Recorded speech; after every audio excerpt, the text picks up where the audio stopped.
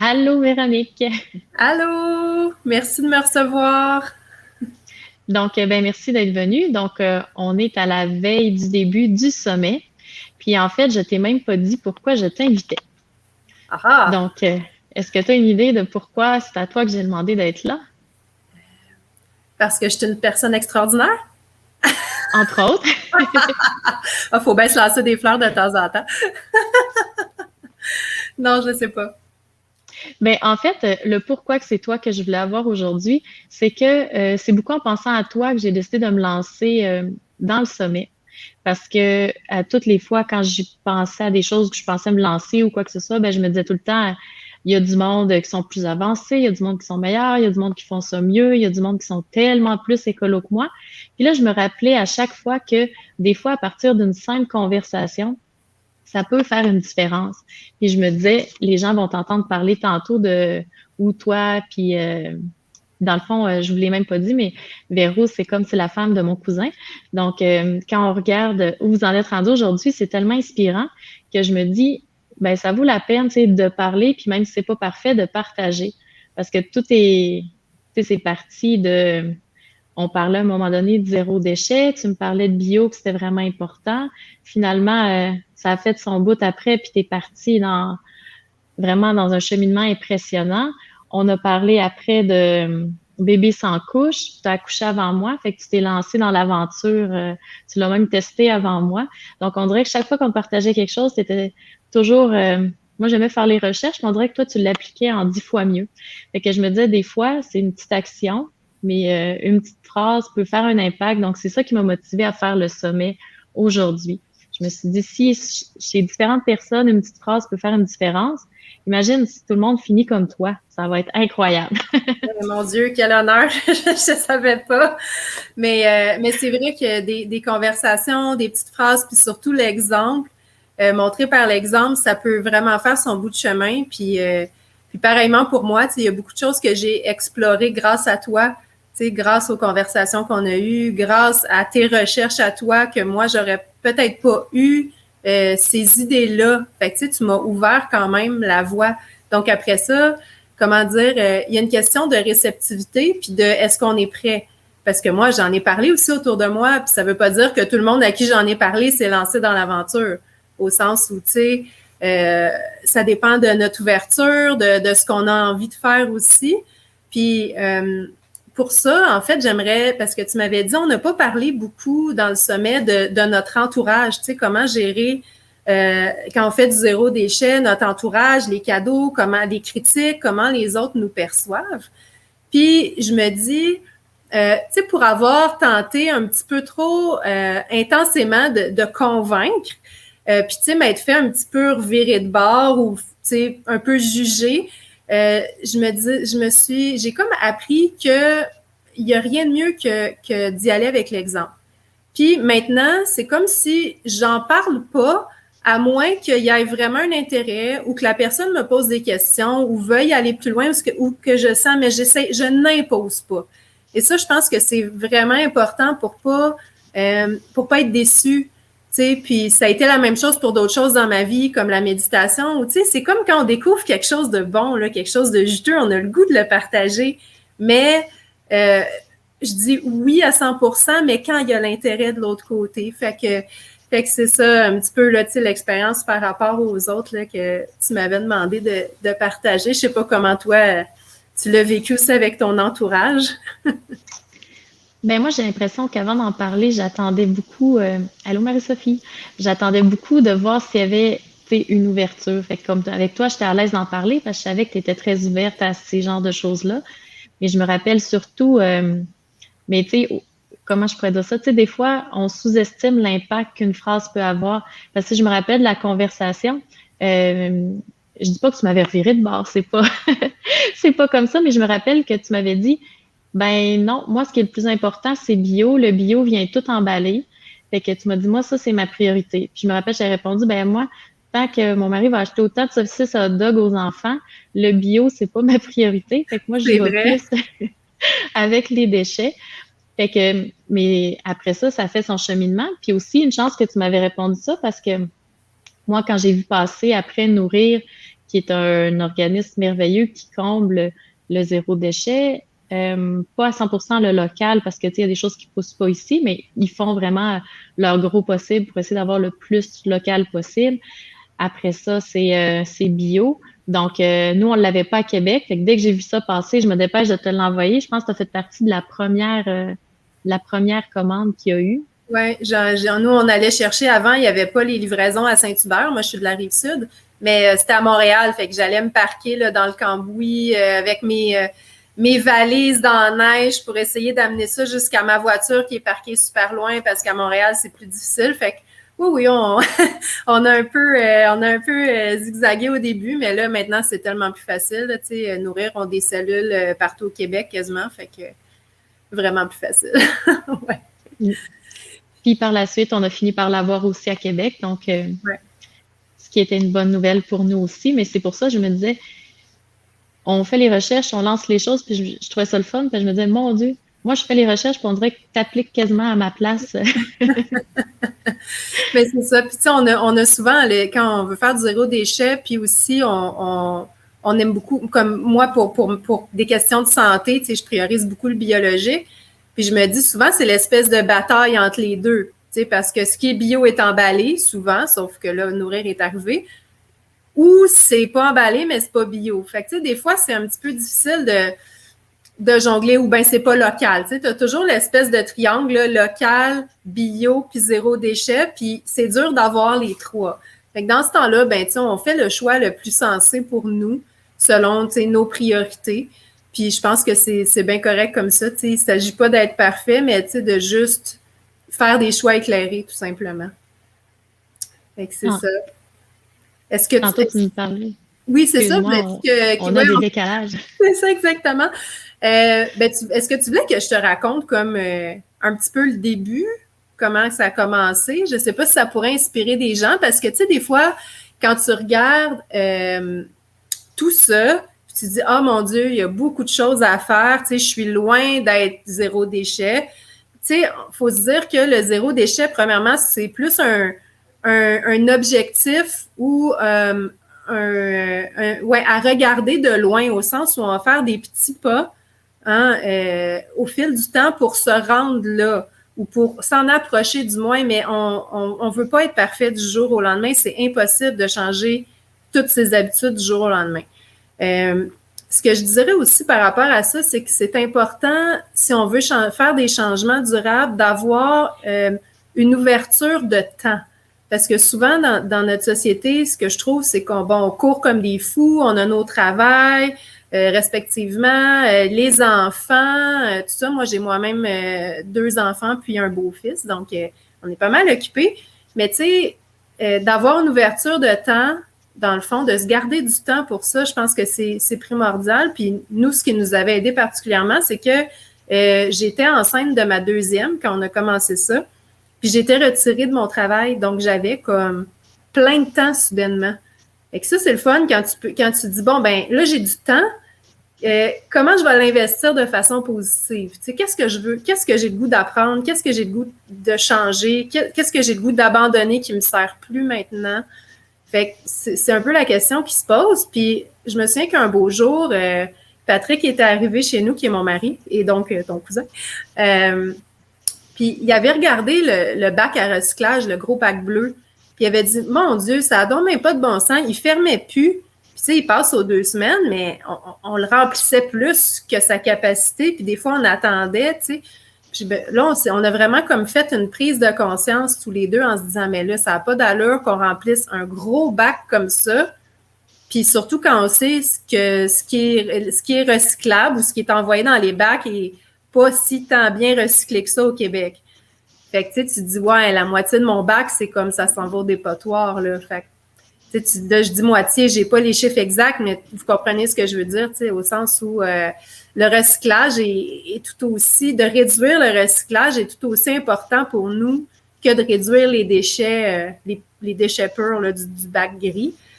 Fait que c'est là qu'on a fait notre premier, notre première décision de OK, tu sais, là, on fait quelque chose. Là.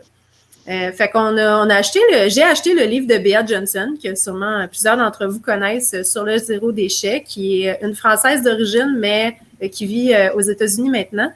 Puis, dans le fond, son livre est vraiment inspirant parce que elle donne plein de trucs. Puis souvent, on ne sait pas par où commencer, tu sais, fait que elle va donner plein de trucs, quoi faire pour y arriver, tout ça.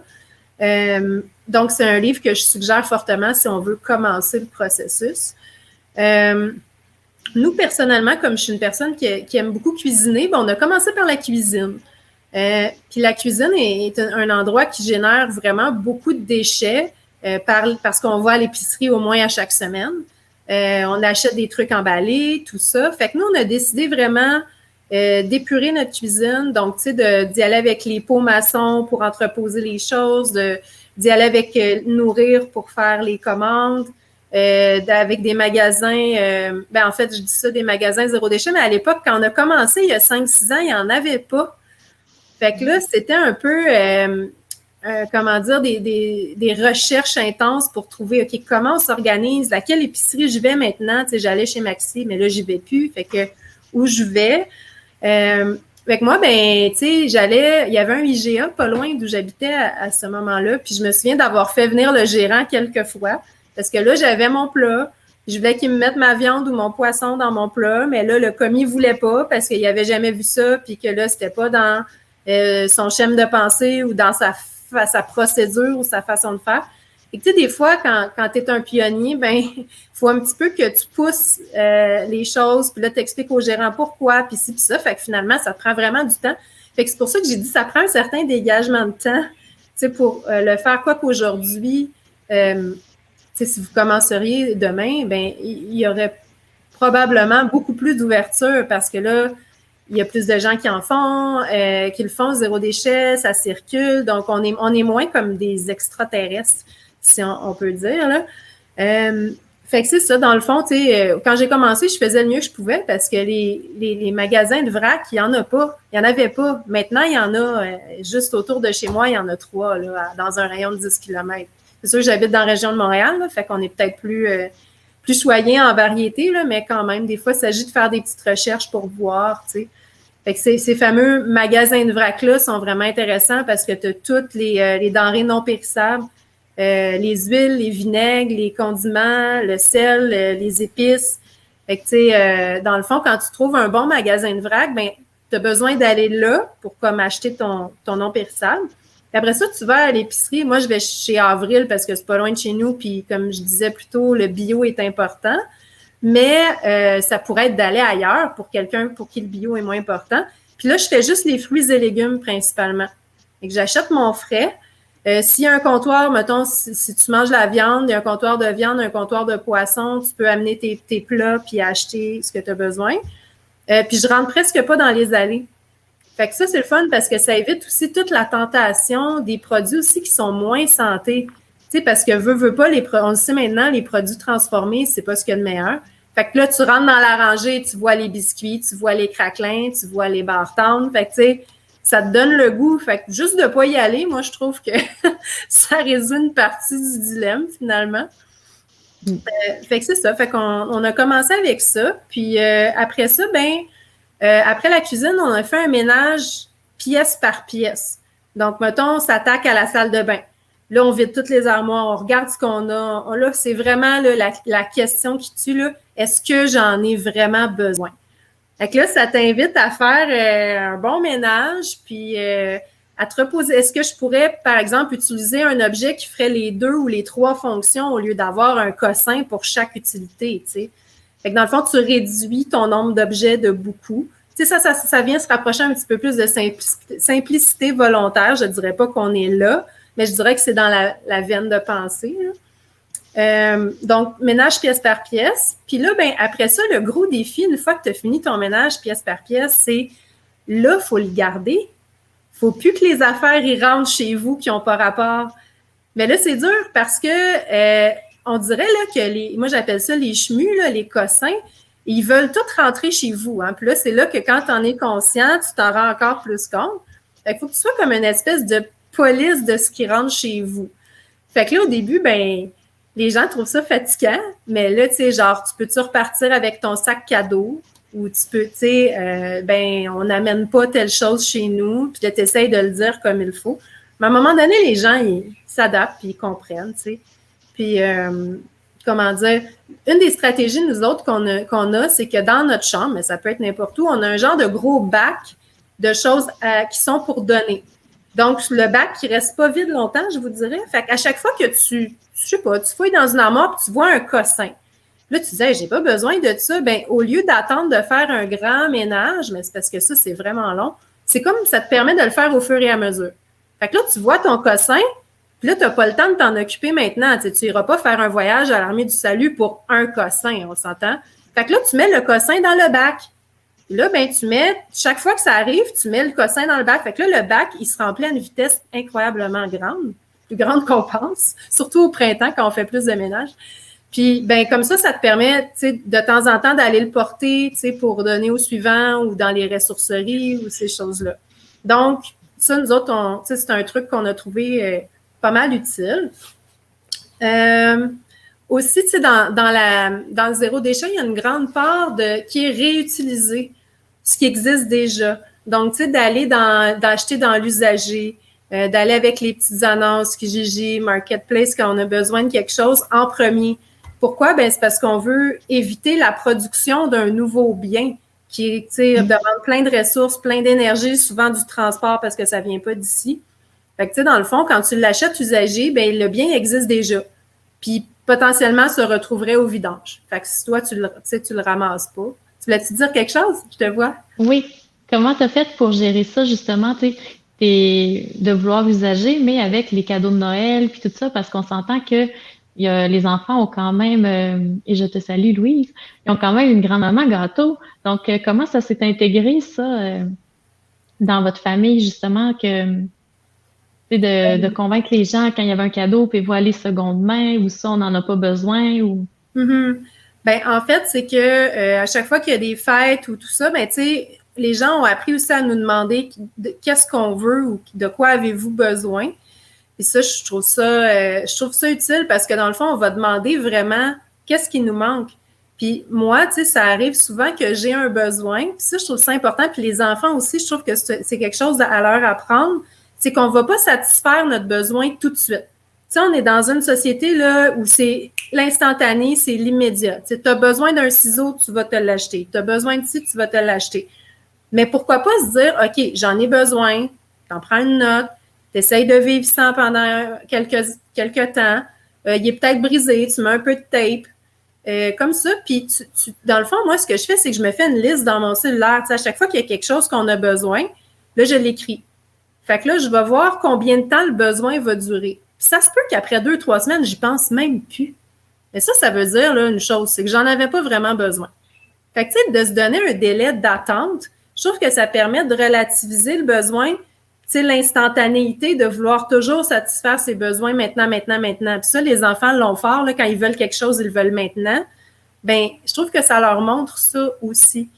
Puis, tu sais, je me dis, on se fait une liste dans notre cellulaire, fait que comme ça, quand les gens nous demandent qu'est-ce qu'on a besoin, mais là, au lieu de me creuser la tête puis de dire, c'est quoi, puis moi, ma réponse, c'est toujours, ben, j'ai rien besoin.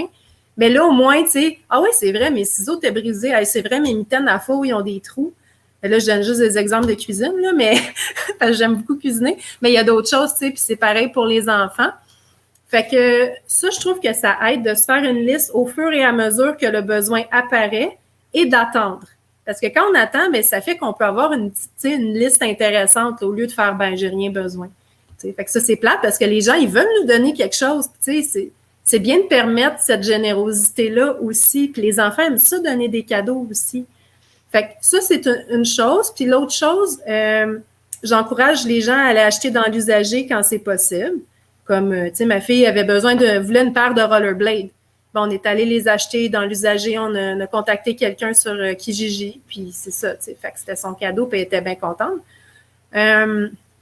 Mais aussi, on encourage aussi les expériences. Les cadeaux du type aller voir un spectacle. Là, je sais que c'est COVID, puis c'est moins pertinent, mais tu sais, on l'a fait beaucoup par le passé où mon père amène genre tous les enfants voir le Cirque du Soleil, tu sais, mes beaux cadeaux, là. Tu sais, c'est des choses que nous, on leur paye pas parce qu'on n'a pas les moyens.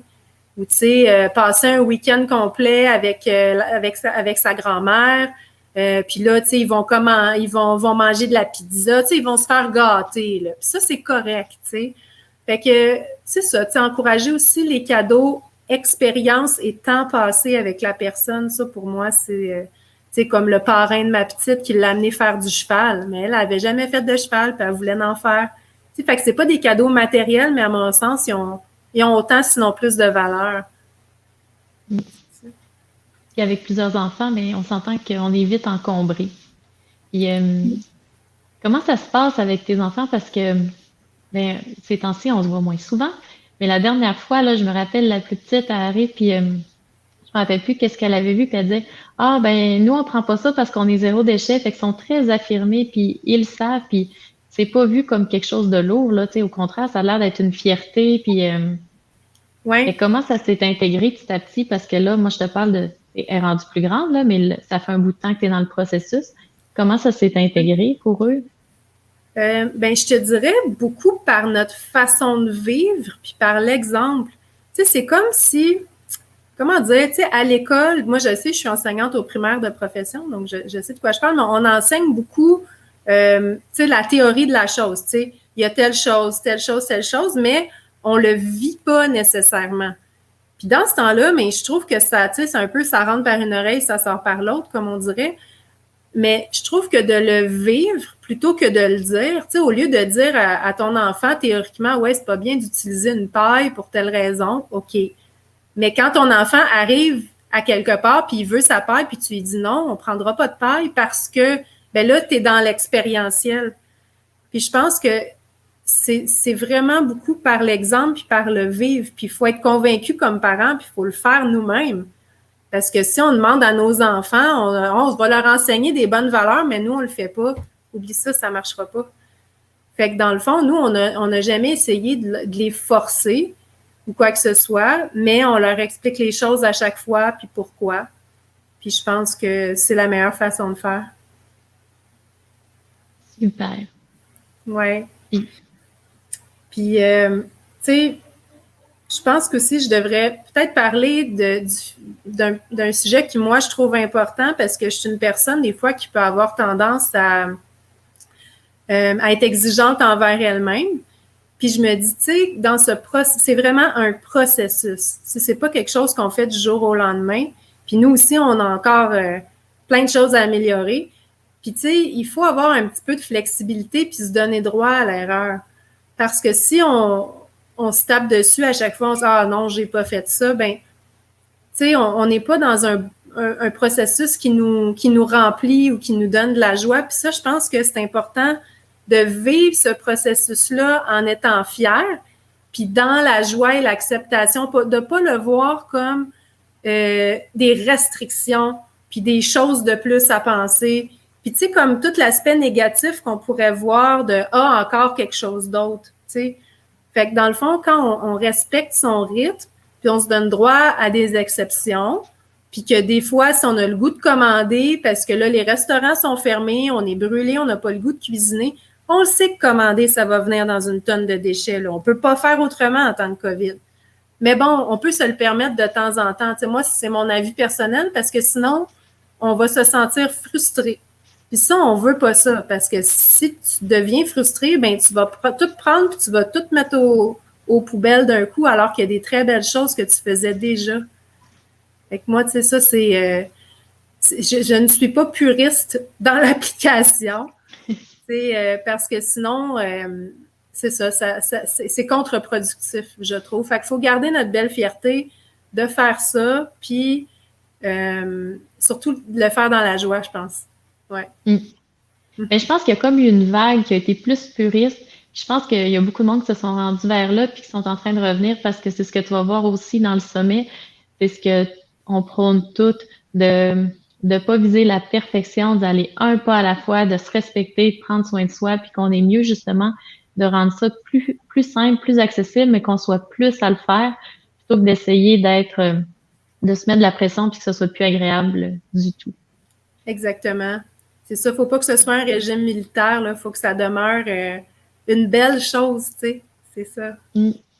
Oui, parce que c'est ça que c'est au bout de la ligne. Oui. Moi, ben, je voulais peut-être en profiter pour terminer de parler. Ben, aujourd'hui, c'est la journée de la Terre. Donc, super belle journée pour parler de l'environnement qui nous tient à cœur. La chose que je voulais dire, c'est la connexion entre notre santé à nous comme être humain, puis même comme collectivité, la santé de notre collectivité, versus la santé de la Terre. Puis, tu sais, on dirait que plus je le vis, plus je perçois que si on a une planète en santé, nous aussi, on va bien aller, les humains. Puis vice-versa aussi. Puis, tu sais, là, il y a plein de problèmes de santé, puis tu sais, il y a tellement de choses qui se passent, puis je me dis, mon Dieu, tu sais, si on prend soin de notre planète, on prend soin de soi aussi. Puis c'est comme une des... tu sais, ça va avoir l'air vraiment évident, ce que je dis, là, mais tu sais, je l'ai comme vraiment réalisé intrinsèquement récemment en me disant, OK, tu sais, la planète, c'est moi, puis moi, je suis la planète dans un sens, on est tous un. Puis ça fait partie de, comment dire, tu sais, prendre soin de la planète, c'est pas quelque chose d'extérieur à soi, c'est pas juste un geste qu'on fait pour bien paraître ou parce que c'est bien. Prendre soin de la planète, là, c'est prendre soin de soi. C'est prendre soin des enfants, c'est prendre soin des prochaines générations, c'est prendre soin de l'humanité. Fait que pour moi, c'est une mission vraiment importante. Et que je voulais finir là-dessus pour ce jour de la Terre. Ben, merci énormément, Véronique, d'avoir accepté de venir partager tout ton processus. Donc, merci énormément, puis je te souhaite une belle continuité, puis dans la douceur, et Merci. d'être douce avec toi-même. Merci, on essaye fort. Puis merci de m'avoir invité, ça m'a vraiment fait plaisir. Et ça fait plaisir, puis bonne journée tout le monde. Bye.